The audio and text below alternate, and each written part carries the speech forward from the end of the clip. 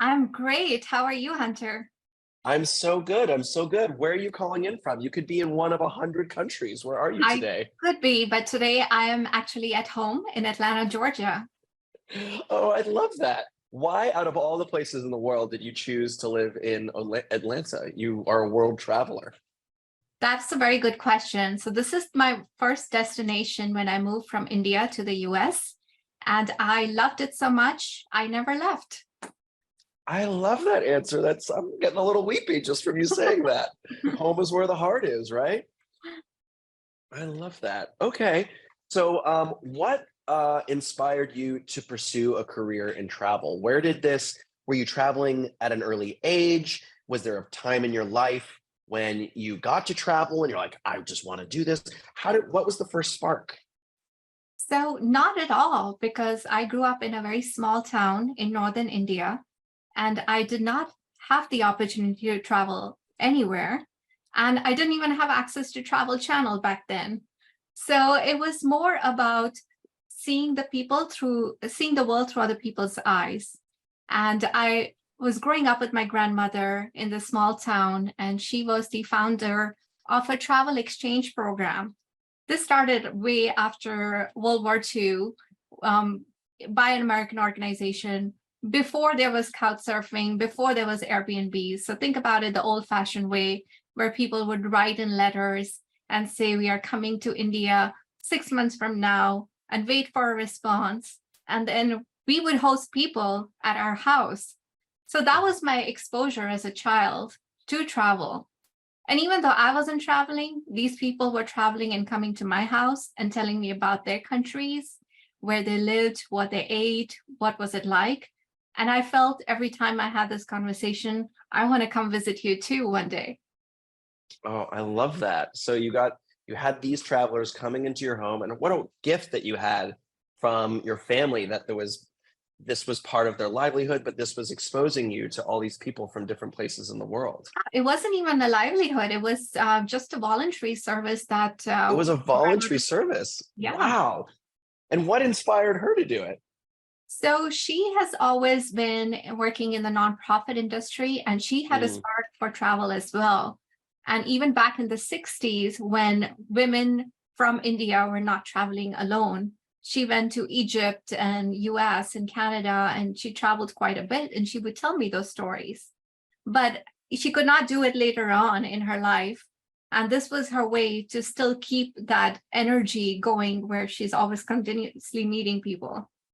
oh, that's so wonderful. And so what was your first trip? My first trip outside of India was to come to the United States during the Olympic Games. Oh, wow. Wow, Now, wow, I wow. wasn't participating. It was just a family vacation.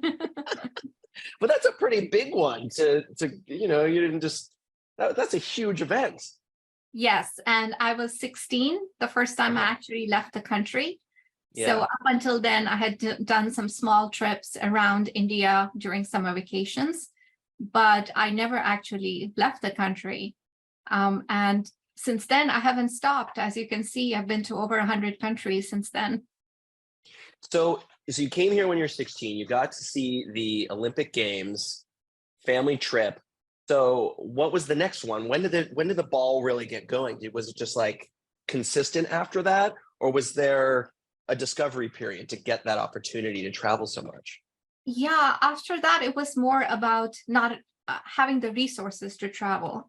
Right. So once I started college and got my graduation degree, then I started working in investment banking. And that allowed me the means to travel. So now I had the time and I had some limited vacation days where I could plan a trip. And I was known as the travel desk at work because I would take 4 exotic trips every year and blow all my bonuses. And as I was doing more of that, I realized that my heart was more about where I'm going to go next rather than my actual work schedule.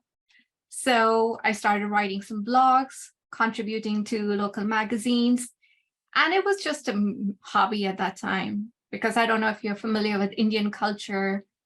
We are told to become doctors, engineers, or worst case, investment bankers. So at that point, it was, yeah, I was doing my job. I had the means. I traveled quite a bit, but then my heart wasn't there. And then what was the transition from out of hobby and making it a career and a life journey? Well, my parents still ask me when I'm going to go back to my real job. Uh-huh.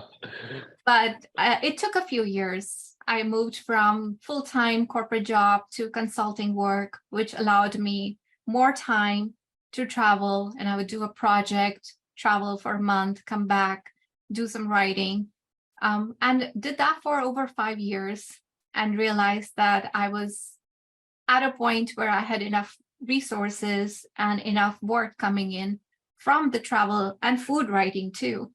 So I was able to quit my job, and it's been 13 years. I have not stepped in a corporate room. Congratulations. Thank you. So I would love to hear about, I'm sure there's a lot of challenges that are inherent in being a travel journalist. I'm curious if there were any unique ones that you feel like you faced as an AAPI travel journalist, and how did you overcome those? Yeah, the first biggest hurdle for me personally was not having any role models. When I started out in the 2000s, I only read articles that were published by predominantly white male. And it was more of not seeing that this is a career suited for somebody who is like myself. And I told you, it's not just about the race, it's also the cultural background. So that was a big hurdle. And then when I started to write, I felt like I was also bucketed in a certain category. When I would introduce myself to editors, they would say, well, you could do a piece about Indian food, or you could write about Ayurveda, or something from your culture. They didn't feel like I could do beyond that, or maybe they already had enough people doing stories about hiking in Japan or going to festivals in Austria, where I always felt like I was categorized into folk writing about my own culture. Even though, I moved out of India when I was very young, so I've spent more time in the US and traveling around the world than I have in India. So that was definitely a challenge in the beginning. But the way I was able to overcome it, just by proving myself. Now I write about pancakes as well. And I am a local food expert. I write a column for Georgia magazine out of all states. So I write about the diversity of food that we get in the South. So I think it inspired me to push myself beyond my limits and my familiarity to go and see the world differently.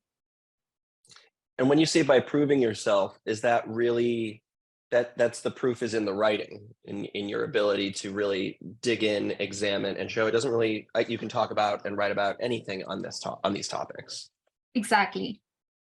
Yeah, I love that you said that we write about pancakes. I couldn't help but think. I don't know if you're familiar with the TikTok phenomena right now, where people make their pancakes sing. If you haven't, I highly recommend you check it out. They put a little googly eyes on them. They cut a little hole in the center, and then they just That's funny. yeah, it's very silly. So if there's like you said, you've spent more time in the US now than you did. You said you moved out of India at an early age. Do you feel like, as with your identification as an AAPI person, does that impact how you perceive the world and how you write about it? Or now is it at the point like you described, you're like, well, I can really write about anything. It doesn't really matter which lens I'm coming from, or is it a mix of both? I believe it's a mix of both, Hunter, because I'm able to identify myself with a lot of different cultures, and people open up to me as well when they see me. They don't see me as somebody who's privileged, who's coming from a certain background, but a South Asian female who actually is traveling now. And I feel like there's a different kind of connection. Even when people ask me where you're from, I have tried different experiments. Sometimes I Mm, say American, sometimes I say Indian, and I get very different reactions. Our conversations are very different too, based on what I say. So definitely I am able to connect at a very different level. mm. I've also seen that when I go into minority communities like South Asian or Native American and even African American, people just open up a little bit more.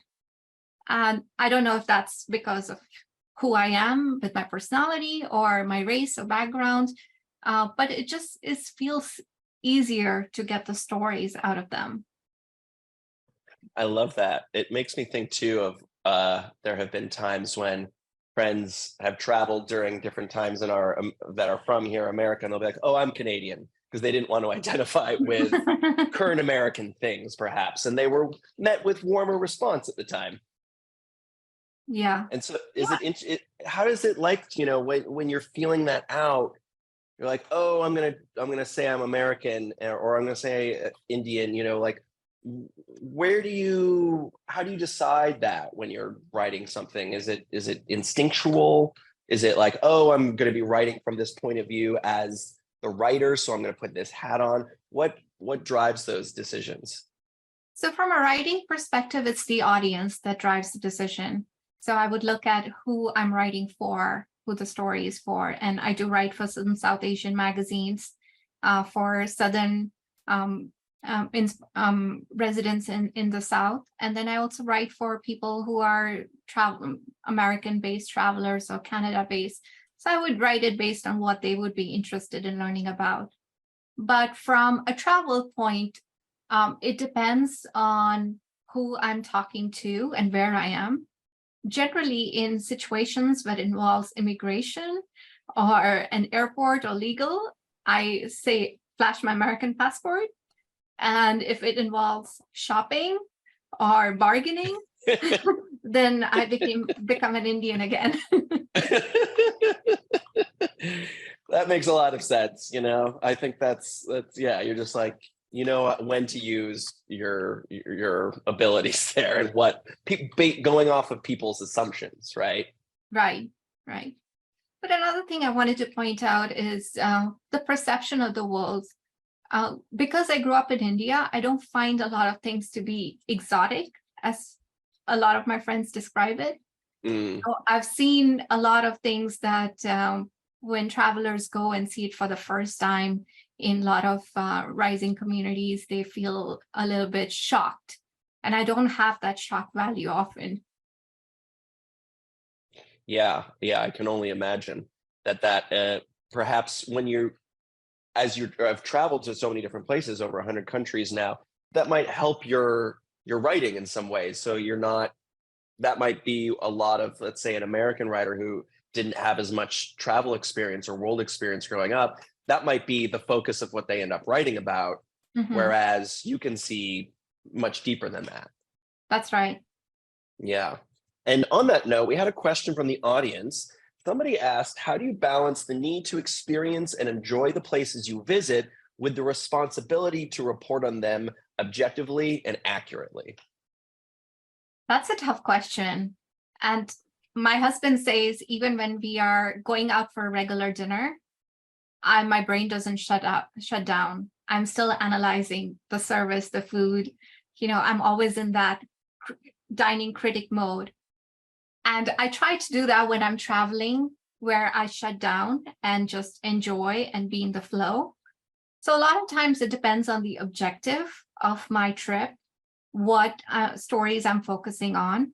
And there will be times during the day where I know this is a tour where I'm going to be writing something about, and I need to interview the people behind it, be present, take notes, take pictures. But then there would be other times of the day where I can just sit back, relax, go for a walk, observe the neighborhoods, and just chat with people. And if something comes out of that, that's great. But that's my time to just be. I love that. Is there any standouts of something, one of the most exciting, unusual, fun, surprising places or experiences you could share with us in all your travels? I'm sure there are many. Yeah. There's many, we could be here all day, but I know we only have 30 minutes. Well, one of the most exciting moments was when I was in New Zealand and I went hitchhiking to go take a skydive. And I booked the tour online and I said, I have no way to get there. And they said, well, somebody who is also coming, who comes there skydiving every week is going to pick me up. And we went to this village in the countryside where we actually took the plane out of the hangar, geared ourselves up, got on the plane. I was the only female, probably the only non-New Zealand native.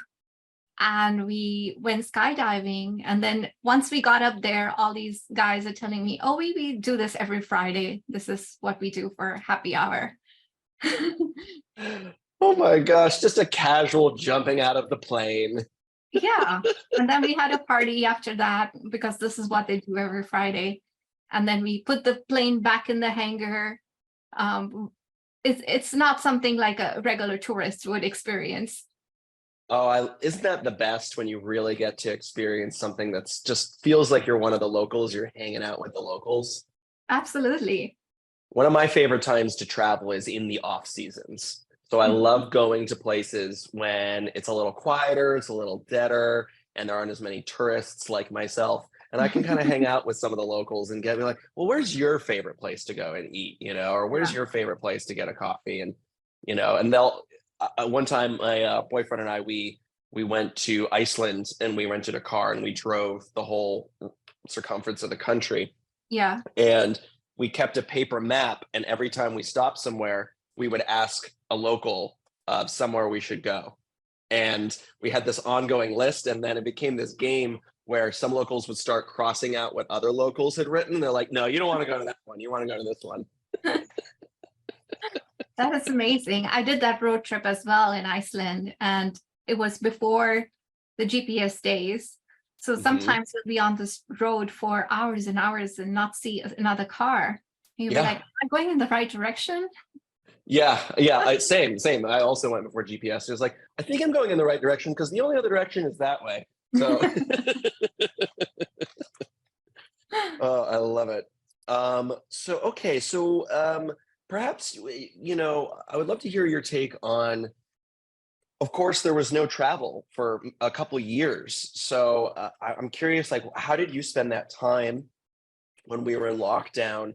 And I'm curious if you could share your take on some of the potential long-term ramifications for travel and travel journalism that'll come from this huge shift in what we just experienced.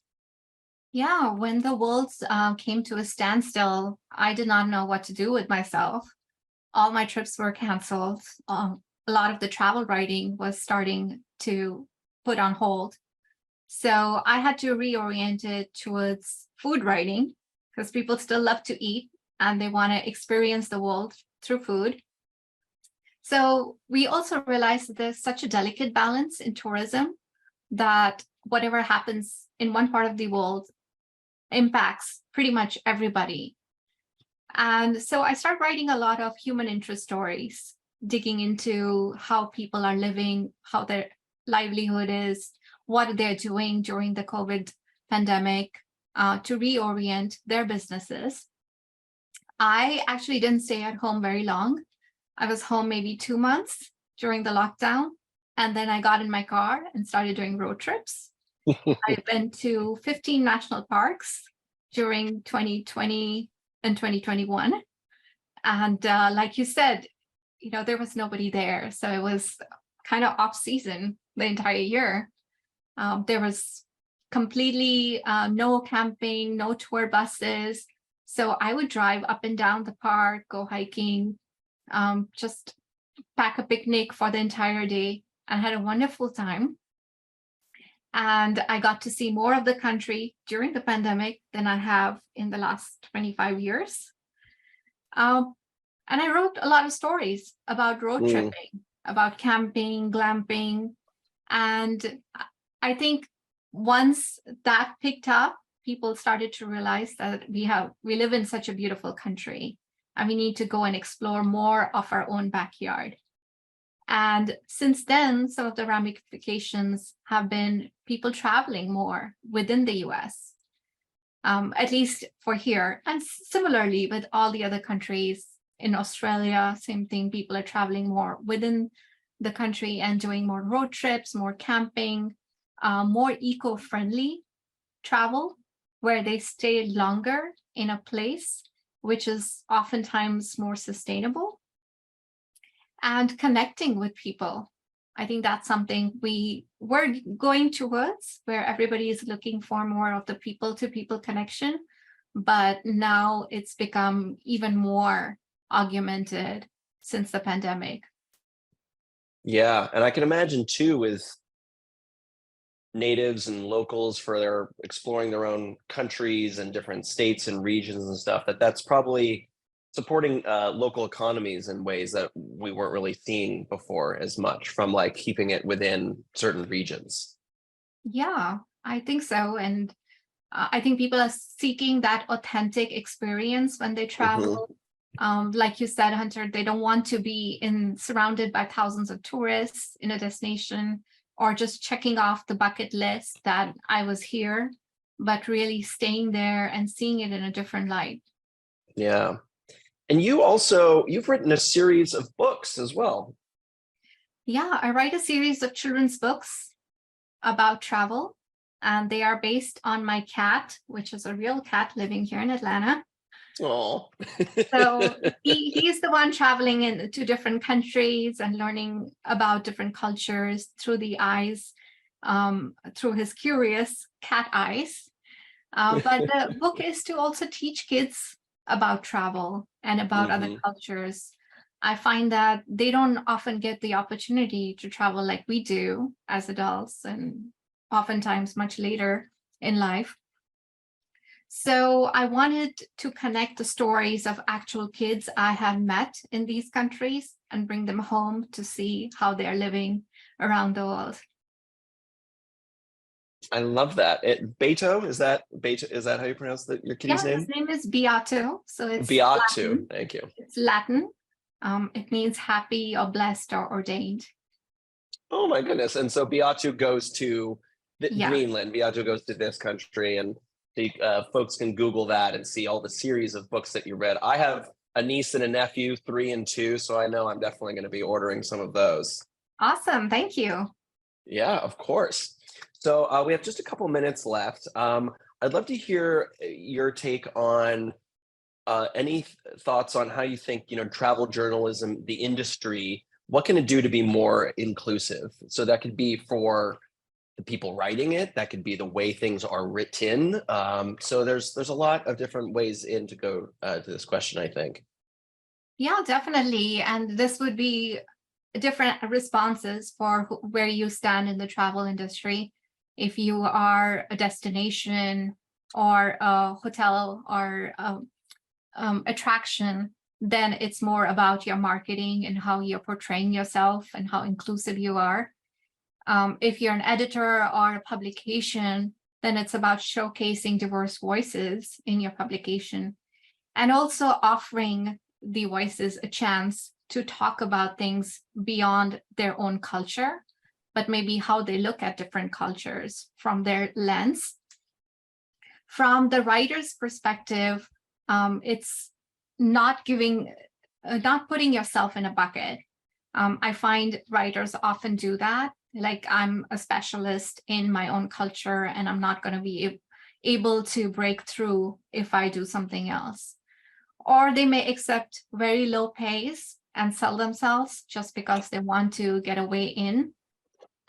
So I feel like we need to speak up more about what we want in terms of every realm. I'm seeing a lot of change, though, in terms of press trips. People are being more inclusive about including BIPOC writers. I actually have a link to a folder of everybody who is a BIPOC travel writer in the US, and I send it to people when they invite me on a trip. And, the change is happening, but it is slow. I was reading somewhere only 3% of travel journalists are Asian American. even though, as you said, we have part of the entire global population who are Asian Americans. So I think we have a long way to go. Yeah, absolutely. And any advice you would give to inspiring travel journalists? Yeah, absolutely. I think the first step would be to think about what kind of a travel journalist you want to be. Whether it's a hobby or a career, which when I started off, I had to go through that path. And then based on that, you're able to make connections with people, with editors, with peers, and join groups where you will get a lot of help from your peers and advice. I think that has been the most beneficial thing to me as I have grown in my career. Definitely find your identity and your voice. You want to be unique. You don't want to, even though you want to have a broad genre, but you also want to have your unique voice that you stand out for. One thing I'm telling writers these days are write essays, because a lot of editors are looking for self-reflections about not just heritage, but also how you perceive the world or how you perceive a place. So that is definitely trending right now. And then just start writing. Don't be afraid to write. I love that. Well, thank you so much for making the time today. How can folks stay connected with you? How can they follow you, see what's coming up? Any other big projects that we can follow you with? Please tell us. Yeah, so my website is suchetarawal.com, and you'll find me on every social platform under the same name, Sucheta Rawal. So I'm working on my 6th book, which is going to be Beato Goes to Australia. I have a TED Talk coming up this Friday. So that will be recorded and online. And if you keep in touch with me, I'm sure I'll post the link somewhere. Amazing. Sucheta, thank you so much. I hope we get to do this again and have fun on your next adventure. Thank you, Hunter. It's been a pleasure talking to you. All right. Take care now.